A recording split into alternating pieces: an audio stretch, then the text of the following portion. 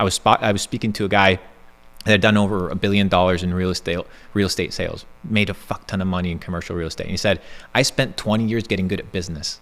Now I need to spend the next 20 years learning how to become a good father. So it's like his focus changed completely because he realized that to become a complete man, to become a full successful individual, there were other areas that he had to work on and spend time, energy, and attention that weren't going to yield necessarily net dollars, but that were still part of his development and his process, and that was yet productive. Yeah. Yeah, most personal development would tell you there's at least 3 and usually 4 categories of your life that you need to work on. And that would be like health, wealth, your business, right? That'd be your relationships. And then the fourth one that people throw in would be like your own spirituality, like where you're at with that. And really, if all 3 or 4 aren't worked on together, then they hold you back. So for example, I'm really good with making money and I spend a lot of time with my family, but I'm 300 pounds and I'm sick and I'm tired. So then I don't have the mental clarity or the energy to do as well in business or with my family as I could. So if I got my health up, then my business and health would grow. If I'm really healthy, I'm in the gym all the time and I make a bunch of money, but my relationships are crap, that holds me back because I don't have that support network behind me. Yes. And so really you want to keep all of those going together and they multiply each other. Leonardo da Vinci famously said, to develop a complete mind, study the science of art and study the art of science. Yeah. Learn how to see, realize that everything connects to everything else. Then he continues to say, he says, God will sell you all things at the price of work. God will sell you all things at the price of labor. So first, you need to understand that everything connects to everything else. So how you treat your wife, how you treat your kids, it's going to reflect how you treat your employees, how you treat the waitress, how you cheat in business or how you're loyal in business. It's going to be a reflection as to everything else that you do. So to develop a complete mind is to understand that everything is in unison, everything is in harmony. And to not be in harmony in one area is to be dysfunctional in everything. It's like having a toothache. Being ripped, 6-pack, tan, fucking great physique, but you have a toothache. Yeah. Everything is miserable. So unless you develop a complete mind and full focus and understand that God will give you anything, but you have to work for it. Yeah. You have to exchange and transmute this energy and this life power and this life will into creating, materializing something into the universe, into the physical world. It's going to take labor, but you have to do it with unison and completion. If not, you're not going to win. Yeah, I love that. I've never heard that quote. I wrote it down. I'm going to go look it up. But I talk about everything has a cost to the point that you're making, and everything will you can sell all. God will sell you everything at the price of your work. So the cost to get what you want is going to be your time, typically, your time, your labor, your effort, energy, things like that. And you could say, well, the cost to getting in shape is I have to join the gym and I have to go to the gym. I have to dedicate time and attention to that. But also, there's a saying that says either you sacrifice things today to get what you want, or those things become the sacrifice. Yes. So one way or another, it's either going to cost you my time today, or it's going to cost me my future dream. And that principle of God will sell you all things at the price of labor led me to not the belief, because belief entails religion or a system that you can't see. It made me realize the power of Bitcoin. Why? Now, this is a complete flip, but when God sells you all things at the price of labor, labor represents energy input.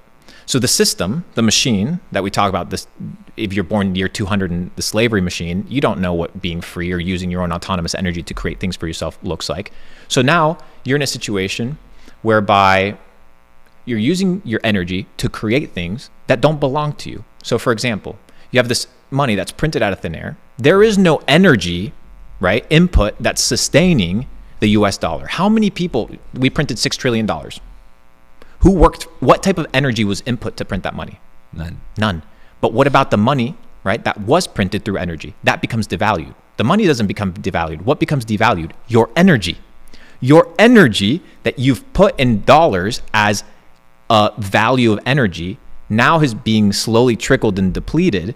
So what happens? God can't sell you all the things at the cost of labor if you're in the fiat system, because the energy, right, whatever God wants to pay you is slowly being taxed or slowly being filtered out. Yeah. So that led me to, if I'm going to get anything in life at the cost of my life force energy, so I need to take my life, my energy, and materialize it into something. Whatever I materialize it into has to be able to sustain its energy and has to be able to sustain its if you pay me $10,000 today for a phone call or a consultation call, and I put it in the bank, today I would be able to redeem that $10,000 for something completely different than what I would be able to redeem that $10,000 in 10 years. If it was in fiat. If it was in fiat. So it's not that my money's worth less, it's that my energy's worth less, because my energy can now no longer purchase what it used to. So that led me to believe to find something that requires energy for existence. Bitcoin requires literal physical energy input for existence. So what you're buying from Bitcoin, you're not buying Bitcoin. What you're buying is a immutable storage of perfect energy. Right. I love that. And we talk about that on a philosophical level a lot, which a lot of people think is new stuff and we don't need to pay attention to it. But if you don't really understand this, then you don't understand the whole key behind life. And so the law of energy is that energy cannot be created. It can only be transferred. Yes. So we have food, which gives me calories. Calories are measurements of energy. And then I expend those calories by thinking, by working, by doing. So I'm spending my energy, my life, if you will. And then let's say that I'm working for 4 hours to earn enough to live for that day. But then one day I decide to work an extra 4 hours. Well, then I want to save that extra energy in something that I could then choose to spend tomorrow so I don't have to work. And then the goal, so that's sort of like your life battery, if you will. Right.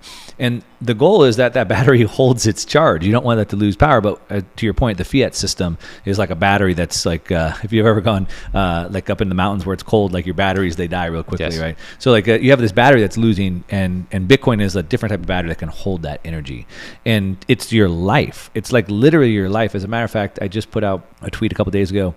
Now that I got my Twitter account back, talking about inflation increased the cost by $32,000. So for the average worker at $32 an hour, which is the median pay, it was taking them about 300 extra hours per year to have the same quality of life that they had the year before. So 300 Insane. Hours per year of your life. That's your life that you could be in the gym getting in shape, with your kids teaching them lessons, with your wife building your relationship. 300 hours of your life, your energy. Expended for the same thing that was last year. Yeah.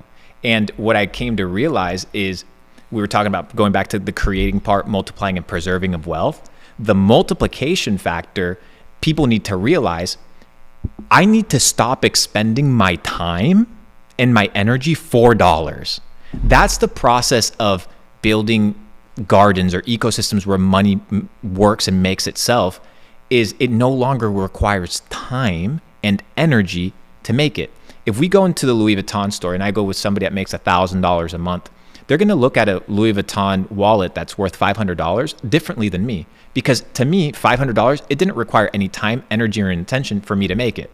This person, it required 3 weeks of time or 2 weeks of time, energy, and attention. So they'll value the wallet in direct proportion to the amount of effort and labor that it took them to produce the necessary energy to purchase that wallet. Right.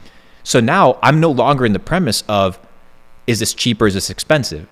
How much energy and lifespan and time did it take me to acquire that thing? Because you don't buy things in life, hear me clearly, you don't buy things in life with money. You buy things in life with the time that it takes you to make that money.